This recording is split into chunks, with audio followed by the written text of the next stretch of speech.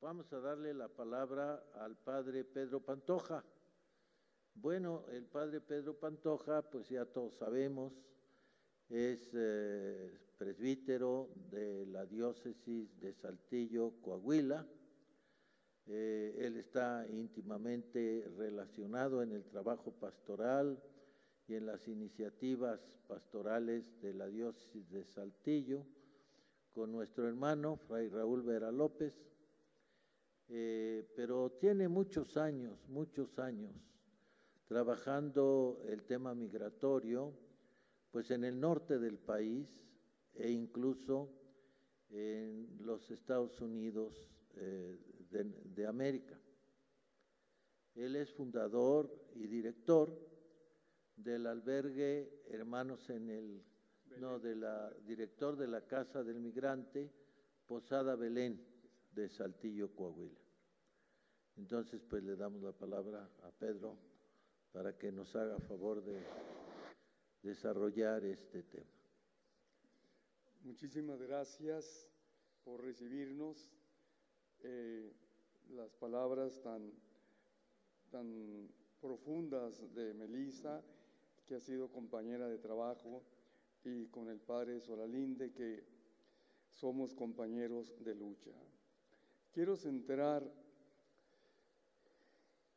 precisamente porque nuestra casa está a 200 kilómetros de San Fernando, donde fue la masacre de los 72, después las fosas clandestinas de Tamaulipas, cerca de 200 cadáveres, las fosas de Cadereyta, donde descubrimos 49 cadáveres sin brazos, sin cabeza, sin piernas. Y quiero decirles que la causa de nuestra casa del migrante, que nunca quisimos que fuera casa, sino toda una cobertura del fenómeno migratorio, lo tuvimos que hacer para frenar los asesinatos de los migrantes en Saltillo. Primero asesinaron a 2 jovencitos hondureños, Elmer Alexander y David. Después asesinan a Ismael de la Cruz, lo asesinan a pedradas los guardias del tren, y sigue una serie de derramamientos de sangre, de manera que yo creo que tanto el padre Solalinde como yo, y como todo agente de la pastoral de migrantes, está manchado de sangre.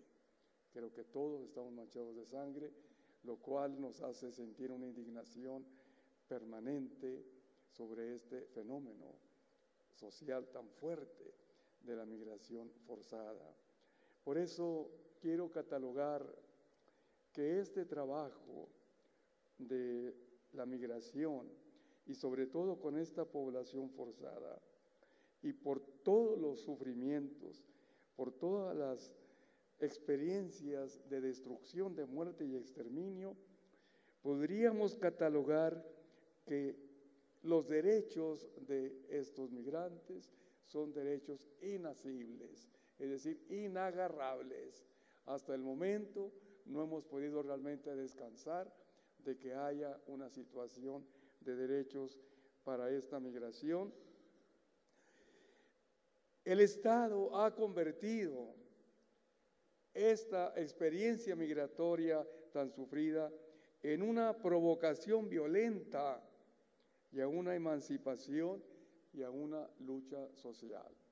De manera que nosotros no somos suavecitos, Creo que verdaderamente para nosotros, tanto como iglesia, como sociedad civil, como ONG, nosotros entendemos esta experiencia de la protección, la defensa y todo lo de la migración como una verdadera lucha social. De ahí que entonces ahora también podemos sentir, porque realmente este momento histórico de México es un campo de sangre. Esta justicia de México es un trapo sucio, y tanto de los migrantes como de otras víctimas realmente México es un sembrado de muertos, es un sembrado de víctimas asquerosamente tratadas.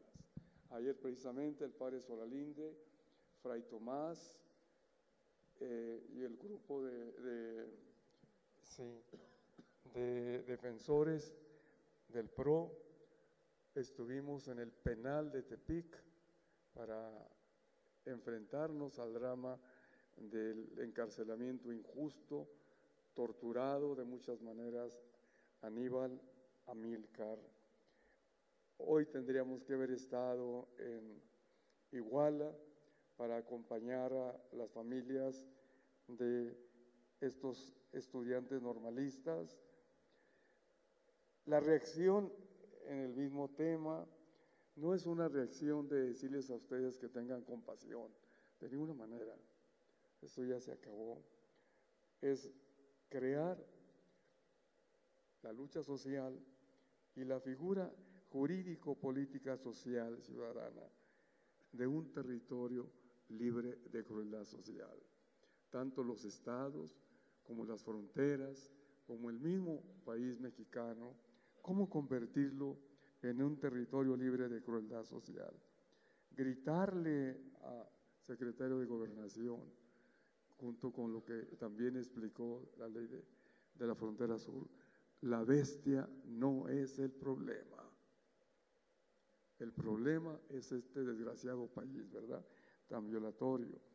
Por eso entonces quiero centrar la siguiente en la experiencia más brutal que hemos tenido, no la primera, pero sí la más representativa, la memoria histórica inolvidable de la masacre, holocausto de los 72 migrantes en San Fernando, Tamaulipas. Acabamos de celebrar, precisamente con el Tribunal Permanente de los Pueblos, el 4º aniversario, 23 de agosto, de esta masacre, el retorno de la barbarie contra las víctimas migrantes en toda su vulnerabilidad. Como les decía, no se trata ya de agresiones, no se trata ya de desprecios o de rechazos, se trata de una verdadera barbarie de crueldad. Ahí tienen ustedes a los 72 y ustedes curiosamente no pueden descubrir los charcos de sangre porque no los hubo.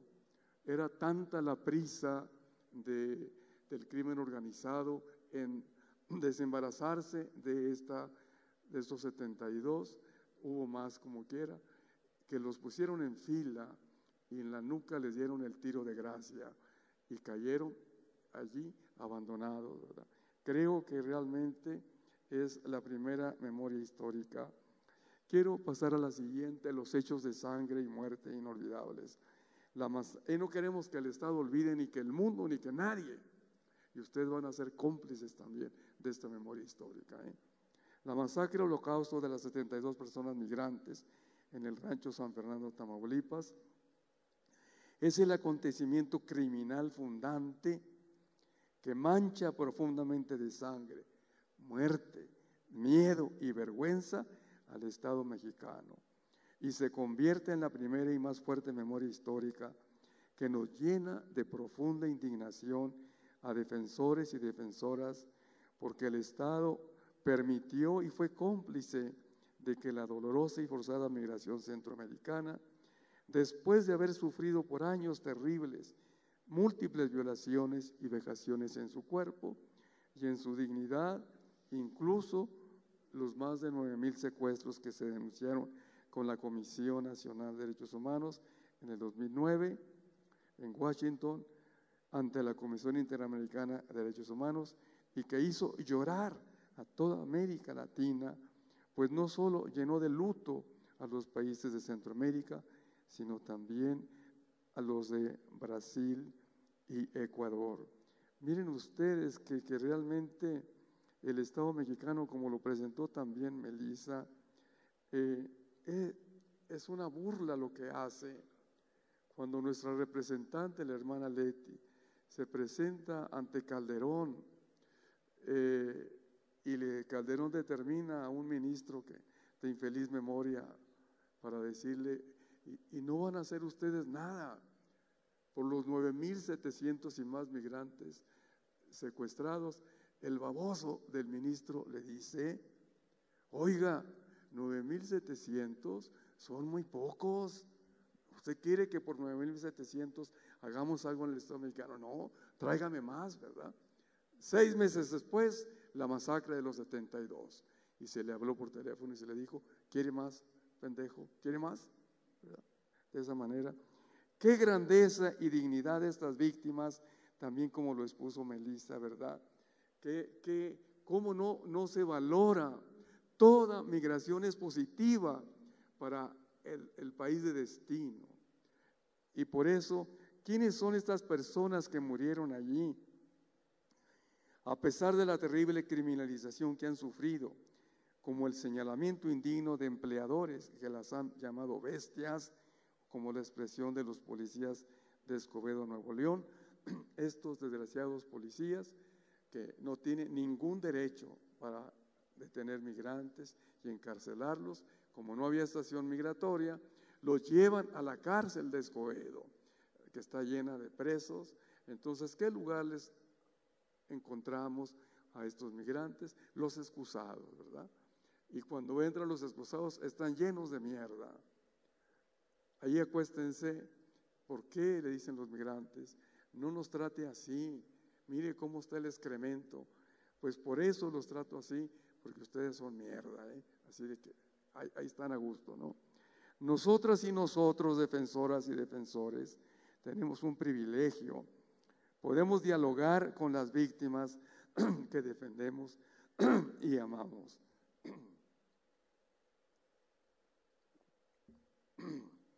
Estén vivas o estén muertas. Como lo hacen con los cadáveres de los 72, sus familiares y amigos, es que para ellos y para nosotras y nosotros defensores, su vida permanece entre nosotros. Desde los primeros asesinatos en Saltillo, pasando por las demás masacres, su vida está entre nosotros, no solo su sangre. Dialoguemos un poco con los cadáveres de San Fernando. Pedro Antonio Franco, uno de los 72, salvadoreño, ¿verdad que no lo maltrataron? ¿Verdad que no lo golpearon primero? Ana Virginia, tu mujer, pregunta con urgencia.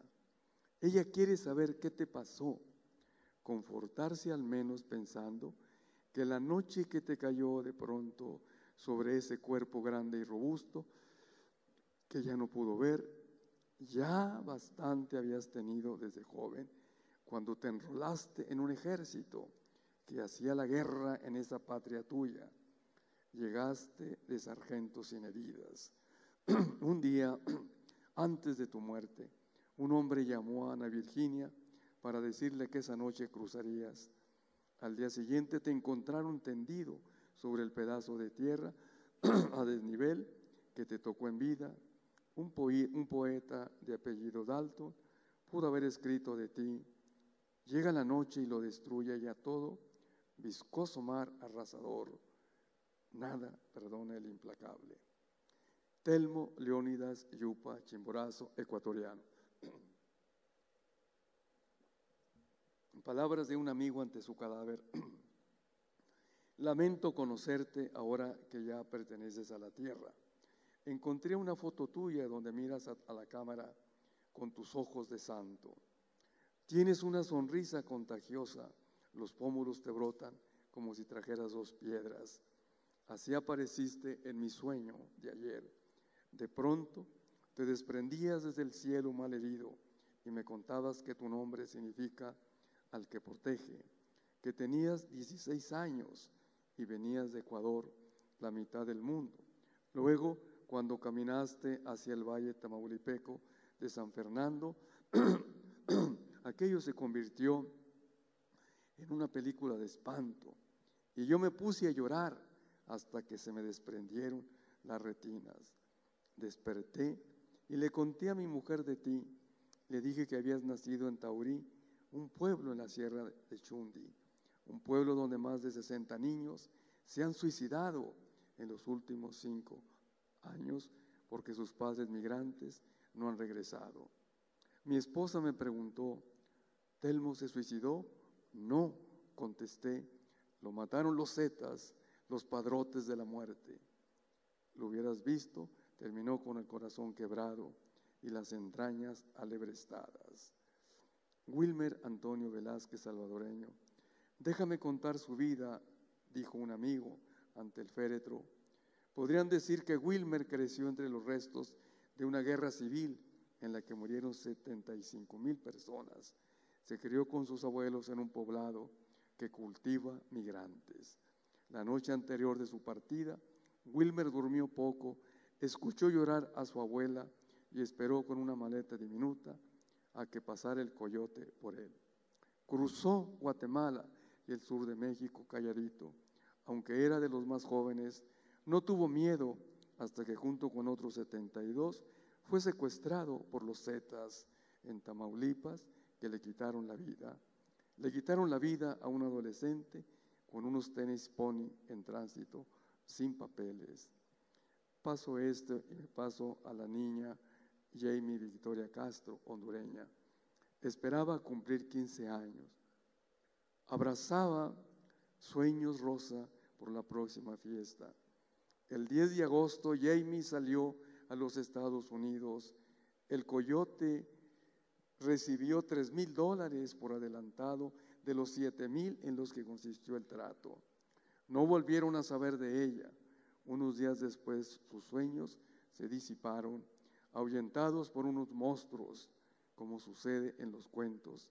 En uno de los bolsillos llevaba su acta de nacimiento, el boleto de entrada a una ciudad que no conocía y en la que continuaba soñando. Nuevas experiencias de crueldad en Tamaulipas II y Cadereyta.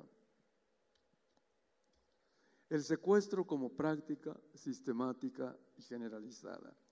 Las personas que fueron secuestradas para las fosas de Tamaulipas explican numerosas veces que también fueron víctimas y testigos de torturas físicas y psicológicas.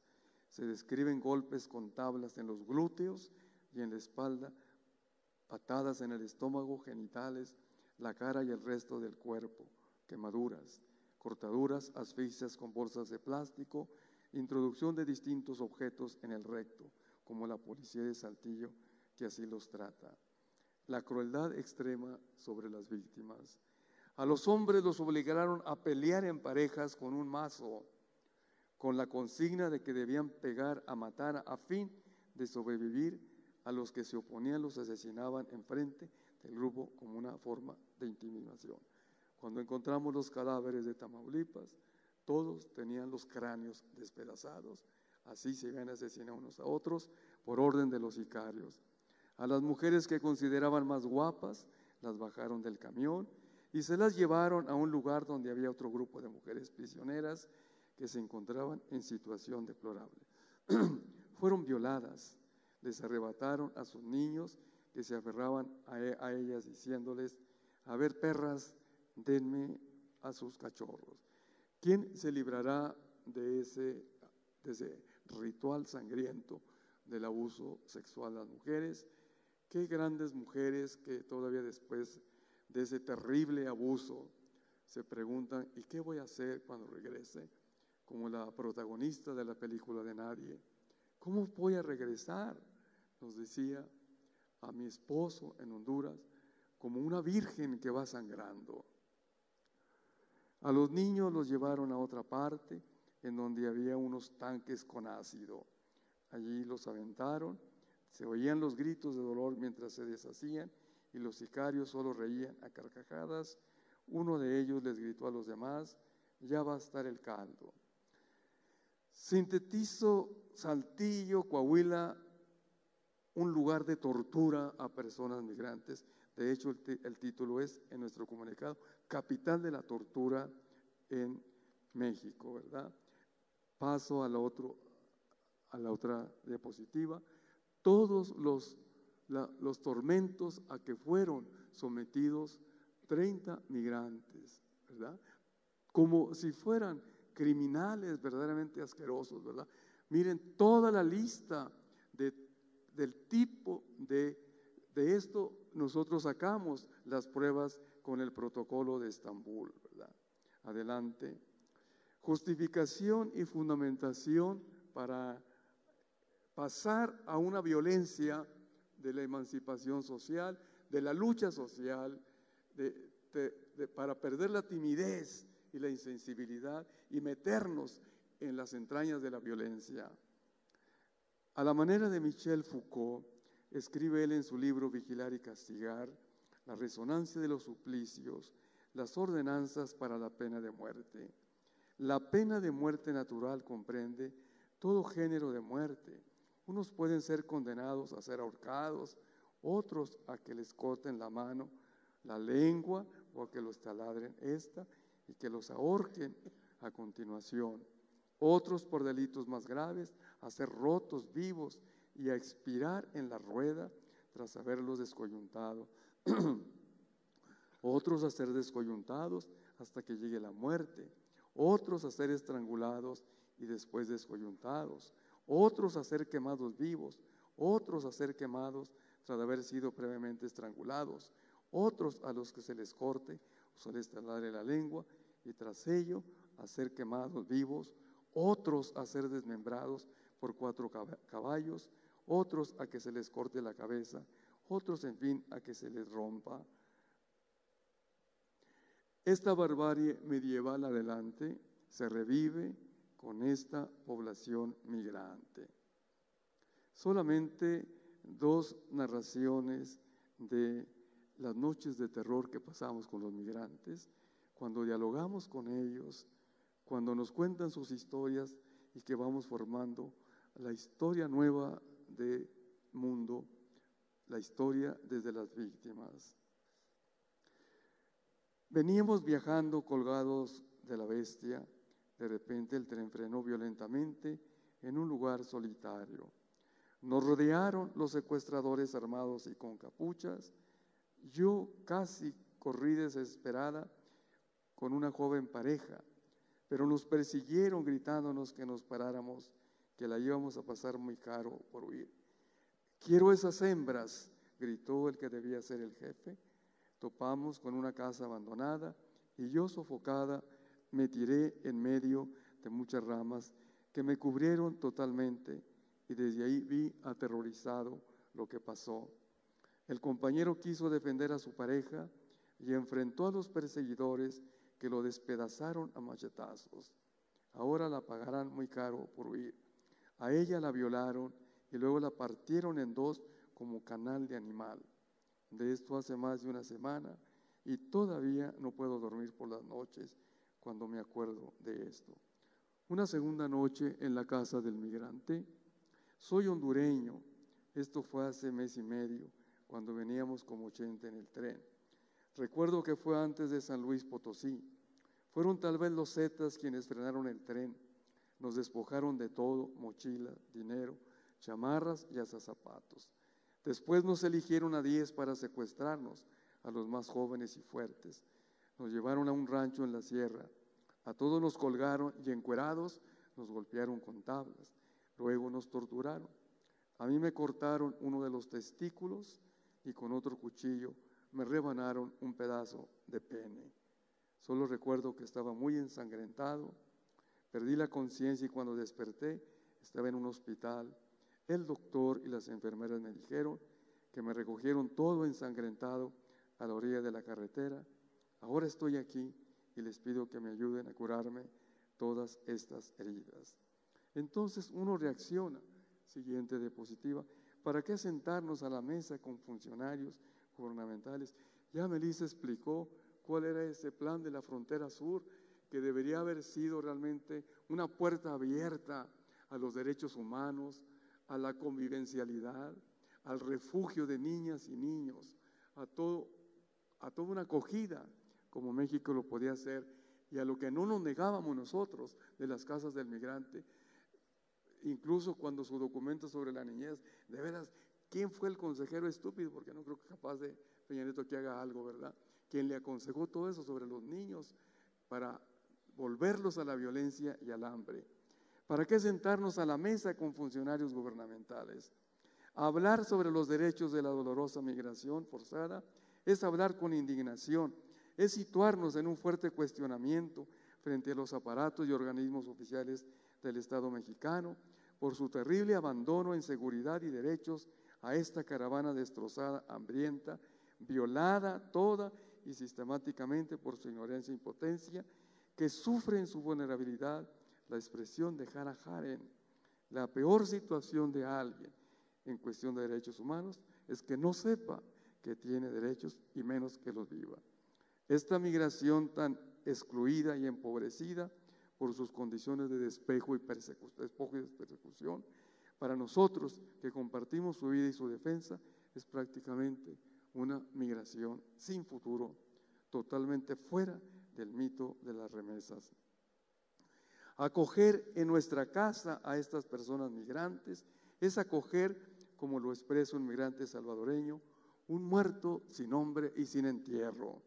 Por donde quiera que pase esta migración, su dolorosa estancia provoca territorios de muerte en extrema crueldad social que prácticamente convierte nuestra defensa por la dureza e ineficacia de la justicia mexicana en utópica lucha contra molinos de viento, porque cuando llegamos para dar respuesta a su desaparición, ya son cadáveres con el cráneo triturado o con el tiro de gracia o cuerpos sin cabeza. Siguiente, su lucha por atravesar fronteras es además de penetrar muros, un conflicto dialéctico de las otras fronteras, existir y no existir, hospitalidad y hostilidad, libertad y cárcel, que esas son las estaciones migratorias, sustento y hambre, empoderamiento y aniquilación, humanismo y crueldad social. Para que nosotros podamos defender sus derechos, es necesario perdernos en el laberinto de la violencia social y la barbarie que se ha desbocado sobre ellos.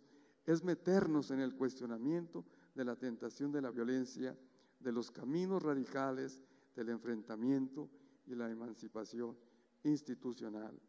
¿Para qué más convenios gubernamentales si todo termina en la burla de que no tenemos, según ellos, la calidad profesional de interlocutores? ¿Por qué esta emancipación institucional? ¿Por qué esta violencia de lucha social? Como defensores y defensoras de derechos humanos, trabajar con esta migración centroamericana en el noreste, territorio privilegiado de los Zetas, es trabajar en un campo minado, agobiados por una guerra de baja intensidad y con el paradigma migratorio de la crueldad social al extremo. Pasamos la siguiente, por favor. A la siguiente, por favor. Luchando por la figura jurídica de un territorio libre. Los derechos humanos realmente deben tener otra provocación muy grande. Ya no son talleres académicos, esos no son ya derechos humanos, ¿verdad? El defensor de derechos humanos tiene que ensuciarse de sangre, como las víctimas, para que de veras hable de los derechos humanos. Por eso, los derechos humanos tienen muchísimas perspectivas, no nada más en un salón, ¿verdad?, con un grupito, sino tienen que ser también derechos territoriales, así como el crimen organizado ha provocado en complicidad del Estado territorios de terror. Así nosotros también el reto no es nada más acoger en casas del migrante, sino generar el blindaje social, convocando a la sociedad civil para que entre a formar territorios libres de esa crueldad social. Los territorios de la muerte y el terror en el camino de los migrantes, o sea, lo que tenemos que cambiar. Radicalmente hablando, todo el camino del migrante en territorio mexicano es un territorio de terror, pero vinculando la acción criminal de la delincuencia organizada con la complicidad de las fuerzas de seguridad, podemos constatar por lo menos 2 territorios malditos de terror para la población migrante. El primer territorio sería precisamente a partir del Suchate, la expresión más salvaje del crimen organizado, Ixtepec, Medias Aguas, Coatzacoalcos, Tenosique, ¿verdad? Donde está el salvajismo del crimen organizado cometiendo estas barbaridades. El segundo territorio es el nuestro allá en el norte, los estados de Coahuila, Nuevo León y Tamaulipas. Somos el paraíso de los zetas en esa parte, ¿verdad? Pero es un crimen empresarial, es un capitalismo de la muerte. ¿Por qué? Porque el crimen organizado no consta nada más de los salvajes criminales, sino consta también de gobernadores, de policías, de banqueros, de comerciantes, de mucha gente, ¿verdad?, que se pasean por todos lados por el territorio del noreste, el segundo territorio de terror que tienen que atraer. Ahí fueron todas las masacres más representativas que hemos encontrado. Violaciones generalizadas de los derechos humanos de estos migrantes, rápidamente. Bueno, lo paso porque ya también Melissa ha hablado de mucho de esto, ¿verdad? Nada más el último párrafo. Los patrones de violaciones de derechos humanos que se advierten en los relatos de víctimas y testigos, el análisis de datos oficiales y las entrevistas con autoridades gubernamentales, funcionarios vinculados con la seguridad pública y organizaciones de la sociedad civil, sugieren fuertemente que los casos documentados en este informe no constituyen hechos aislados. Se tratan, por lo contrario, de ejemplos de prácticas abusivas que son endémicas en la actual estrategia de seguridad pública. Es el capítulo de Human Rights Watch. Otras razones fundamentales de lucha social en búsqueda de este territorio referido. Los vacíos estructurales de la nueva legislación, como lo expresó también Melissa, todos sus puntos muy interesantes, los voy a pasar, ¿verdad? Hasta la siguiente. Exacto, muy bien. Es necesario replantear la perspectiva de los derechos humanos, mucho más allá de los discursos, de los talleres y de las propuestas metodológicas lejanas a la realidad de sufrimiento y de nula incidencia y encarnación en la victimización de los defendidos. No hay estrategias permanentes de derechos humanos que se apropien las mismas víctimas y se encaminen los procesos de protagonismo para que las víctimas pasen a ser sujetos históricos, alternativas con su propia personalidad. Esa es parte de nuestro trabajo en las casas del migrante. No somos casas de beneficencia, somos alternativas de cambio social, de metodología y aprendizaje social nuevo para pasar de la victimización a la subjetividad social, a ser sujetos históricos alternativos con su propia personalidad, tal como lo explica el sociólogo argelino Abdelmalek Sayad. No habrá sociología de la migración hasta el día en que haya sociólogos migrantes, como es la dimensión de los derechos humanos en nuestra casa, para exigirles respetuosamente a los migrantes que ellos mismos tienen que ser los mejores defensores de derechos humanos que sus mismos compañeros. Solamente menciono el título de este capitulillo: la inoperancia y desprecio de los ministerios públicos a las familias de los desaparecidos. Siguiente. Profundizar la visión a la manera de este analista belga, Raúl Van Eyck. Siguiente, a la manera de Raúl. En un México que se desangra por una guerra con pésima estrategia gubernamental, con la complicidad de las fuerzas de seguridad y militares, con la complacencia del enfrentamiento de las mafias, que ha causado más de 60,000 muertos y más de 10,000 desaparecidos, la pregunta levantada por una profunda reflexión cobra urgente pertenencia para quienes luchamos con un radical activismo humanista, con la lucha de los derechos humanos como el poder de las víctimas, con el desinterés, la ineficacia y la despectiva actuación del Estado mexicano en la cuestión de la seguridad humana. ¿Cómo hacer frente a un poder ultraviolento, indiferente incluso a los limitados controles democráticos o las presiones internacionales a quienes hemos acudido? Por lo tanto, siguiente, la lucha social se reparte y no debe ser así entre guerreros y mártires y entre la proliferación de ideologías caducas, de investigaciones lejanas. La lucha social es necesario invertir la perspectiva apostar por la fuerza y la primacía de la vida y de la inteligencia popular. Adelante, pasamos esa y la otra también. Sería ilusorio pensar que liberar los territorios de la influencia de la violencia social institucionalizada e instaurar zonas en que la lucha por los derechos humanos erradique e instaure toda esa complejidad, es necesario realmente llevar a cabo enfrentamientos con la misma situación. El único funcionario público que se atrevió a investigar la inmediatez de la masacre de los 72 en esos mismos días fue ajusticiado. Paso nuestros caminos como defensores de derechos humanos y migrantes, son caminos de muerte, de riesgo y de terrores, porque compartimos la misma situación de ellos. Siguiente, buscando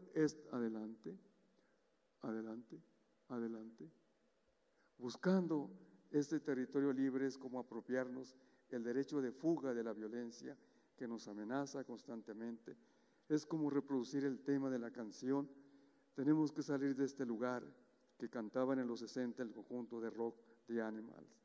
Tenemos que salir de este lugar, aunque sea la última cosa que hagamos. Tenemos que salir de este lugar, nena. Hay una vida mejor para ti y para mí. En algún lugar, nena, a pesar de todo, lo sé. Pasamos todo eso al informe de la Comisión Interamericana. Creo que no tenemos tiempo. Todo lo que ha sucedido a través de todo esto. Y pasamos a la denuncia, por favor, para cerrar ya el tema.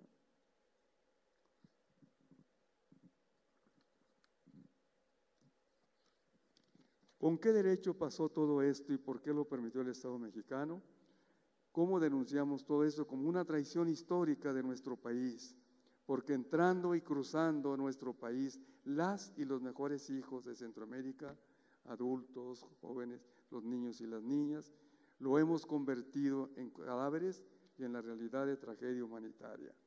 Porque siendo tantos los hechos criminales, pisoteando el derecho a la vida, la privación de esta humilde migración expulsada por el hambre, la violencia y el abandono social de sus gobiernos, no se ha hecho la debida investigación, me refiero a los cuerpos de los 72 y a los demás, y el ejercicio del derecho a la justicia para localizar a los responsables de esta masacre, fincar responsabilidades a funcionarios públicos cómplices de esta tragedia, porque no ha existido la implementación de la digna repatriación de los cuerpos y la consecuente compensación integral a las familias de estas víctimas. 4. Señalamos también la desafortunada, insensible e ineficaz actuación de la Comisión Nacional de los Derechos Humanos al haber presentado en diciembre del 2013 su informe sobre este holocausto. No se pronunció para denunciar el delito contra el derecho a la vida, no buscó a las familias de las víctimas para investigar a fondo los hechos dolorosos y dialogar sobre sus reclamos, ni se interesó por la justa, digna e integral compensación a sus daños, ni fincó responsabilidades a funcionarios públicos coludidos en la realización de esos acontecimientos. Y termino nada más con lo siguiente.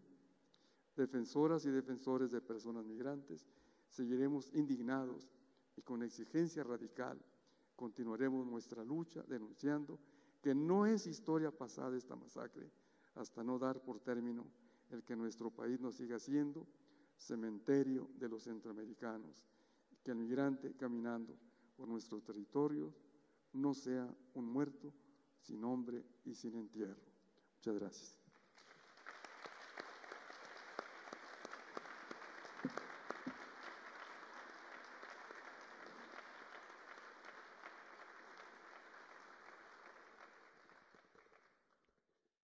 Que este trabajo de la migración y sobre todo con esta población forzada y por todos los sufrimientos, por todas las experiencias de destrucción, de muerte y exterminio, podríamos catalogar que los derechos de estos migrantes son derechos inasibles, es decir, inagarrables. Hasta el momento no hemos podido realmente descansar de que haya una situación de derechos para esta migración. El Estado ha convertido esta experiencia migratoria tan sufrida en una provocación violenta y a una emancipación y a una lucha social. De manera que nosotros no somos suavecitos, ¿eh? Creo que verdaderamente para nosotros, tanto como iglesia, como sociedad civil, como ONG, nosotros entendemos esta experiencia de la protección, la defensa y todo lo de la migración como una verdadera lucha social. De ahí que entonces ahora también podemos sentir, porque realmente este momento histórico de México es un campo de sangre. Esta justicia de México es un trapo sucio y tanto de los migrantes como de otras víctimas, realmente México es un sembrado de muertos, es un sembrado de víctimas asquerosamente tratadas. Ayer precisamente el padre Solalinde, Fray Tomás y el grupo de defensores del PRO estuvimos en el penal de Tepic para enfrentarnos al drama del... Vamos a darle la palabra al padre Pedro Pantoja. Bueno, el padre Pedro Pantoja, pues ya todos sabemos, es presbítero de la diócesis de Saltillo, Coahuila. Él está íntimamente relacionado en el trabajo pastoral y en las iniciativas pastorales de la diócesis de Saltillo, con nuestro hermano, Fray Raúl Vera López, pero tiene muchos años trabajando el tema migratorio, pues en el norte del país e incluso en los Estados Unidos de América. Él es fundador y director del albergue Hermanos en el, director de la Casa del Migrante, Posada Belén, de Saltillo, Coahuila. Entonces, pues le damos la palabra a Pedro. La causa de nuestra Casa del Migrante, que nunca quisimos que fuera casa, sino toda una cobertura del fenómeno migratorio, lo tuvimos que hacer para frenar los asesinatos de los migrantes en Saltillo. Primero asesinaron a dos jovencitos hondureños, Elmer Alexander y David. Después asesinan a Ismael de la Cruz, lo asesinan a pedradas los guardias del tren y sigue una serie de derramamientos de sangre, de manera que yo creo que tanto el padre Solalinde como yo y como todo agente de la pastoral de migrantes está manchado de sangre. Creo que todos estamos manchados de sangre, lo cual nos hace sentir una indignación permanente sobre este fenómeno social tan fuerte de la migración forzada. Por eso quiero catalogar, para que nos haga favor de desarrollar este tema. Muchísimas gracias por recibirnos, las palabras tan profundas de Melissa, que ha sido compañera de trabajo, y con el padre Solalinde, que somos compañeros de lucha. Quiero centrar precisamente porque nuestra casa está a 200 kilómetros de San Fernando, donde fue la masacre de los 72, después las fosas clandestinas de Tamaulipas, cerca de 200 cadáveres, las fosas de Cadereyta, donde descubrimos 49 cadáveres sin brazos, sin cabeza, sin piernas. Y quiero decirles que